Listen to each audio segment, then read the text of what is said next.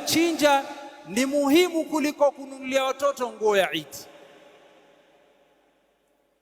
Na kwa yule ambaye hana uwezo, basi bishara kwamba Rasul amechinja kwa niaba yako. Sallu alayhi, Allahumma salli wa sallim alayhi.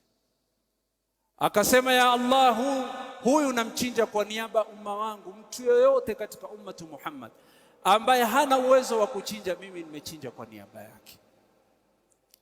Watukufu wa Islam, tufahamu ya kwamba amali bora waweza kufanya ni kuchinja, na maadamu Allah ankupa uwezo, basi chinja, kwa sababu inapofika siku ya Eid, siku ya 10 ya Dhulhijja, ukishatoka kuswali salatul Eid ukaenda kuchinja, basi una thawabu kubwa mbele ya Allah.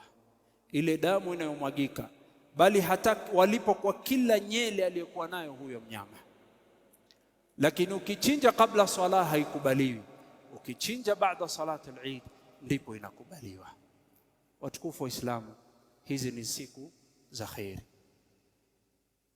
na katika amali ambayo tutatakana kufanya ni kuomba dua kwa wingi, kuomba dua kwa wingi, kuomba dua kwa wingi, bila kuwasahau ndugu zetu ambao walikuwa Gaza.